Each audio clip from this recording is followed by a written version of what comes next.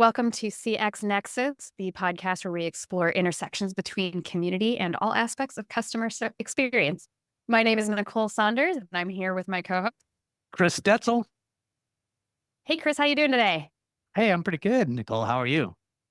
I'm good. I'm excited. We have our guest today is Luke Austin, Director of Analytics and Insights at Reltio. Luke, how are you? Doing good. Enjoying some sunny weather up here in the Pacific Northwest. Oh, that's nice. Yeah, it's nice and warm here in Dallas. And how about you, Nicole? You guys get cold We're weather where you're at sometimes. We do, but we're getting some springtime. It's going to be almost 70 here in Wisconsin today. We've got some blue skies. So Wow. spring is finally starting to come. It's great. Yeah. So, Luke, you and I know each other, obviously. We've worked together what's funny is for 2.5, 3 years, however long you've been with Reltio. And then we even worked together a lot less, but we still worked at the same company at Imperva. I don't know if you remember those days, but Oh, yeah. But tell us a little bit about yourself, your role, what you do, and all those kinds of things, and we'll get started. Like you said, a director of analytics and insights at Reltio. I sit in marketing, but I share resource across our go-to-market functions. So marketing, sales, customer success to some extent. And my role is spread across a couple of different areas. One, obviously, given that I sit in marketing, one of the things I focus on is helping us understand where our marketing investments are yielding returns for us, the kinds of activities that are generating outcomes in terms of pipeline creation, other KPIs that we care about marketing. But also, I play a large role in just our pipeline inspection at Reltio. So understanding what the current state of our pipeline is, historical trends in our pipeline, how we can use that to project what we expect to happen in out quarters. So not necessarily in the current quarter, but next quarter, 2 quarters out. And then also translating that into targets for the companies when you go through our annual planning process, both understanding what we've got in pipeline, what we expect to materialize out of in terms of bookings to help set the bookings expectation. But then once our leadership and the board is settled on our bookings targets, then translating those back into what we need to do in terms of creating pipeline for our existing customers and potential prospect customers, and then other KPIs that ladder up to that. So we've got the full suite of leading indicators through pipeline creation to support our bookings target. Yeah, the one thing I love about what you do, Luke, and this is what I always say to people is you need a guy named Luke Austin or somebody like Luke I'm serious, as data driven as our company is, and if you need somebody like you to really provide one, the guidance and the skills that you have in those things. So can you talk a little bit about like how you work with different parts of the organization? I could say Yeah. it. I'll Yeah, let you do absolutely. what you do best. Yeah. So obviously, I spend a lot of time working in the marketing team with the marketing team, but I also spend a lot of time working with our partners in sales and in finance. And Amy Dodge, who sits on C-Staff, is our VP of Business Operations. She doesn't have a team herself, but many of us across the organization are kind of borrowed resources for her. Yeah, so I spend a lot of time working with her. And it's pretty good mix of folks. So, Luke, as part of the goal of our podcast here is to help educate people on how different parts of the business work. Not everybody may be familiar with the terminology pipeline and bookings. Can you give us the 101 primer? If somebody's never Sure. heard those terms, or they've heard them, they're not sure what they mean. How would you explain it? Yeah. So pipeline is just a dollar value representation of the opportunities that sales is working on. Particularly in B2B tech, there's typically a process through which interactions with people at the company that we might be interested in doing business with get turned into something a sales guy is assigned to and is pursuing and trying to turn into business for us. So once you clear the hurdles of identifying that, yep, there's a potential business opportunity here where we're talking to somebody who's got budget, there's this common acronym BANT that's used for qualifying pipeline: budget, authority, need, and time frame. So those are kind of standard industry, indicators. Which talking to somebody who has those things or represents the ability to have make decisions across those 4 dimensions. Typically, there's this handoff process in which a salesperson, in our case, an account executive, would take that opportunity and they'll say, okay, there's a potentially valid deal. And so once that happens, it's now a sales opportunity and it's considered pipeline. It represents, there's been some level of qualification of this potential sale, and there is engagement with somebody at the customer side who has the authority and the budget. There's demonstrated need for your product, and so there's a potential sale there. So once an opportunity, once something gets in the pipeline, most companies have a whole set of stages the sales guys will take it through, from early stage, just had some early conversations, established there's something potentially here, to, yeah, we're in the final stages of proof of concept, or we're in contractual discussions. And that spectrum represents the whole, you can use those stages as a means of projecting what you think you'll materialize in terms of sales or bookings. So we call, the other question you had was around bookings. So bookings is when you actually have commitment from the customer that the deal's been closed and they're paying you a certain amount for or whatever the sale is. So anyway, yeah, you can use those different stages to project for it, what you think you're going to see in terms of the bookings and really when you'll see it. So we've got a certain dollar amount in our first stage. We can expect that 15% of that will turn into bookings for us the next year. And so we can use these kind of stages to tell what's coming. So it sounds like this is the process by which the business can predict, do we have enough sales deals in the work to hit our revenue target for this year? We know, hey, we've got X amount in pipeline. We know that about 15% of that will typically convert. So sorry, I was at a conference last week, so my talking muscles are tired. But so you've got that, so you can figure out those numbers. And I imagine that helps figure out, like, hey, is the sales team getting enough prospects? Is marketing generating enough potential leads? That whole machine that goes around generating business, these are the numbers that you're looking at to figure out, are we on track? Are we doing enough? Do we need to come up with something, a new hot product? Do we need to do a different marketing campaign? All that kind of thing to play with those pieces. Very much. So the sales pipeline, what we can use to tell what we think is going to happen during the bookings. So that's the first point at which there are dollars affiliated. And somebody's looked at it and says, okay, there's probably this amount of dollars associated with these potential deals. So yeah, let's talk a little bit about that, sort of what I often refer to as, or here referred to as, the top of the funnel, right? This is how you're bringing in those initial prospects so that you have a pipeline. What are some of the teams that you work with and that have a role to play in getting those leads in there in the first place? So top of funnel is an interesting term in and of itself, because the more time you spend talking with marketing and sales and other parts of the business, the terms don't always mean the same thing. So from a sales perspective, top of the funnel, that's their, when they use the word top of the funnel, they're typically referring to like early stage pipeline. And from a marketer's perspective, that's like way bottom of the funnel. Most marketing teams are like, oh, we're trying to, the end point is getting it to pipeline. Once we've done that, we've done our job, and now it's in sales hands. So I'm hearing there's funnels within funnel. Yeah, exactly. There's the sales funnel, which starts at early in the first stage of pipeline and goes through bookings. And there's the marketing funnel, which exists entirely before that. Right. One thing that's important when you're talking among these different functions is to align on the vocabulary, or if not, make sure that you're using it in the same way that they understand it. But yeah, so in your question about top of the funnel, in this case, it sounds like it's more about the pre-pipeline activities that a marketing team might execute to engage with people at prospect accounts. And so I'm using my terminology very carefully, because at Reltio, we've gone through this transition the last year from a lead to opportunity process where we were focused on generating leads, or basically getting names in our database and trying to convert those individuals into opportunities, which, pretty standard process. But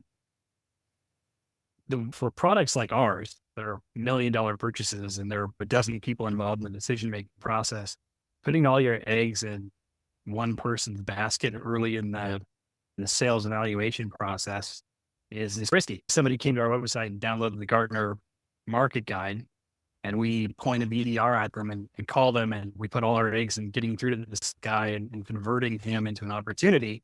If he gets busy or he's doing something else, or that dies early on, we lose contact.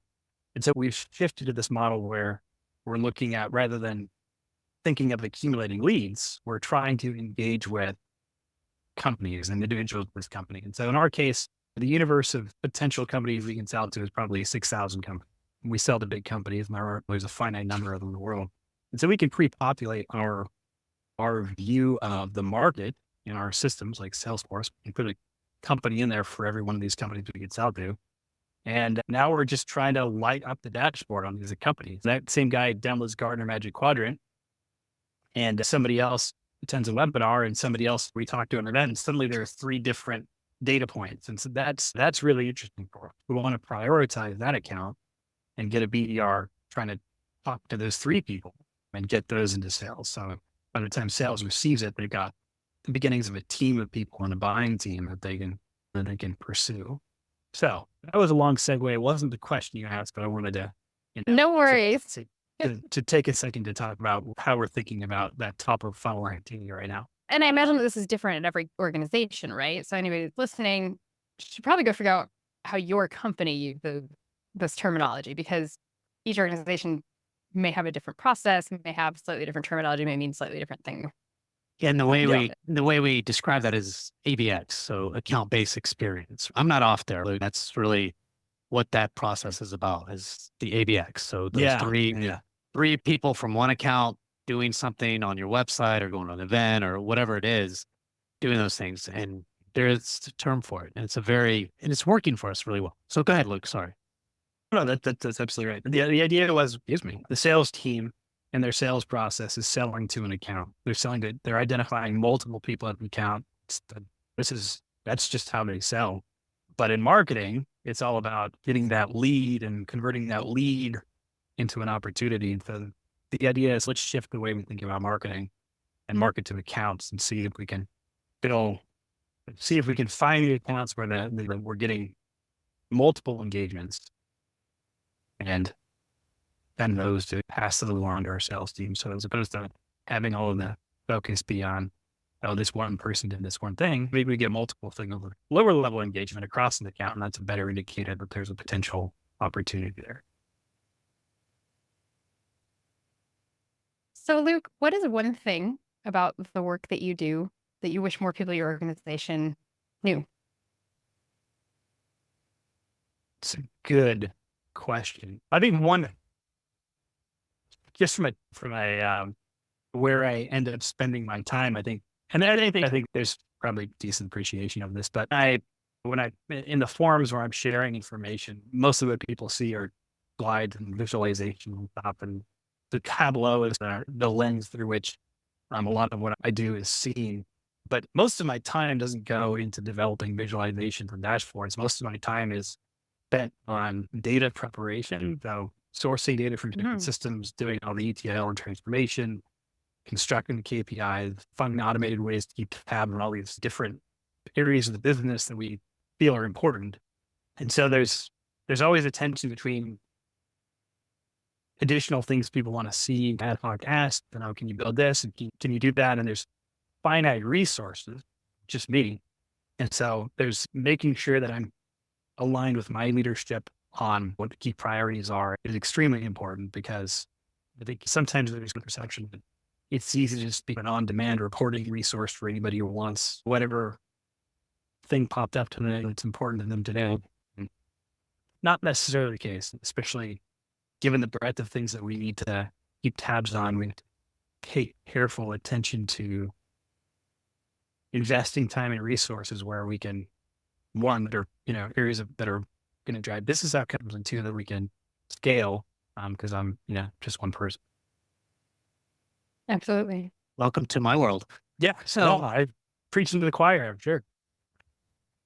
And Nicole's done such a good job at Zendesk. She has a few people on her team over the last 7 years. A couple questions, though. I want to shift this to community-like stuff. And one of the things that I've tried to do a lot of is think about business outcomes for our community.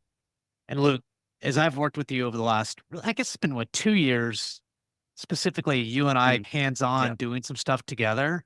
Can you talk a little bit about what you're seeing within community engagement, shows, those webinars, whatever that you specifically? And I just want to I'm trying not to lead you too much here, because I want to get your view of outcomes that you've seen and that might have surprised you or not? I don't know, because it's Yep. really the first Yep. time you've really worked with somebody like No, me on the absolutely. now. So go ahead. Yes. There are several things that have surprised me.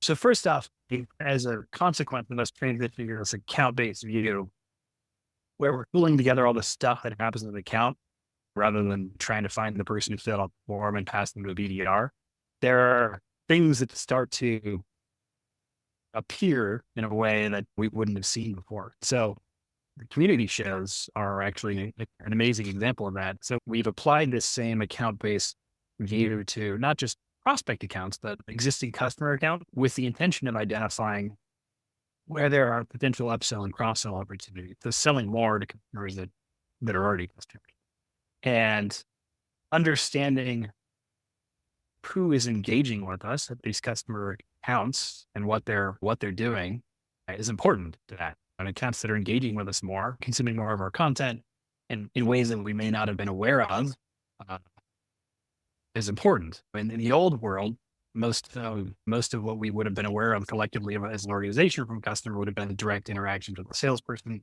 and those are important. Those relationships are important. There's a whole lot of stuff that's going on that it was flying under the radar. And so the community shows are an excellent example of that. One of the things that we've started paying a lot of attention to this fiscal year, which started in February, as a big priority for our business, is driving expansion marketing. So again, selling more to our existing customers. And as part of that, one of the things we're starting to surface is where customers are engaging with us. And last week we were looking at quarter to date engagements, and our community shows were like 50% of all customer engagements were from these community shows that Chris has been churning out weekly almost. And they're on a variety of topics about our product. It's super focused on things that are of interest to our customers relative to Reltio. And so it's a great source of information about which accounts are engaging with us and what they're consuming. And the community shows in particular have been huge drivers of an increase in engagement this quarter.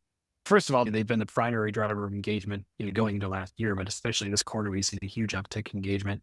And then we're looking at engagement across a number of different channels. So the community shows are one community platform, Higher Logic, also like our paid search and engagements that on our website, interacting with our sales guys, and just the volume of engagement from community shows has just been eye-opening. And the other thing that we look at is correlation between engagements with these different channels and the eventual creation of pipeline at these accounts.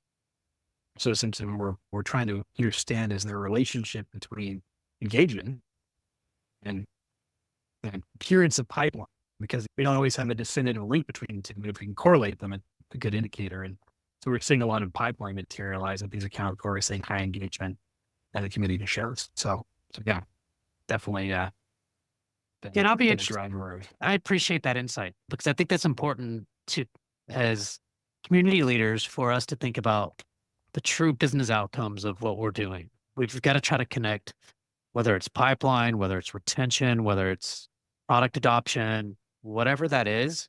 I think that's important. And I know Nicole hears me talk about this all the time. As a matter of fact, she's probably, Chris, we're talking about this again. But I don't think you can emphasize the importance of measuring community impact, because at the end of the day, every community team has to show that they've got an impact on the business, and it's got to be something beyond the engagement of posts and likes and page views. Got to be the kinds of things that you're talking about.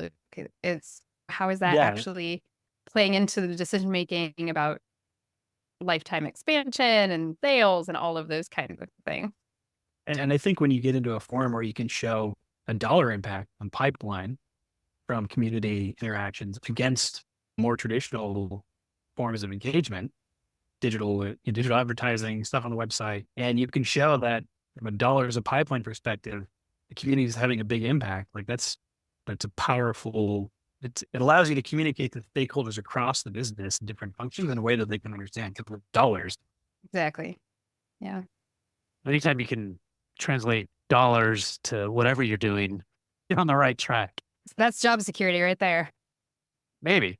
One thing that I would say is, and we haven't touched upon this because we really haven't looked at. So when our members log in, when they post, when they like, when they reply, we are looking at that information. We're not prioritizing those particular engagements for anything yet. But whenever people are looking at the dashboard, like BDRs or others, they know that one of the actions that particular customer took or even prospect, they logged in the community or that they replied or liked or whatever, right? It's not just those community shows or webinars, live webinars that we're tracking. I want to try future looking for me, and I want to see and think about kind of the prioritization of those particular engagements and whether or not they mean something. I don't know. Like I'm not clear on that. And I think we got that in there. And that was my first kind of thinking around that, Luke, but we'll see. I'll be interested to see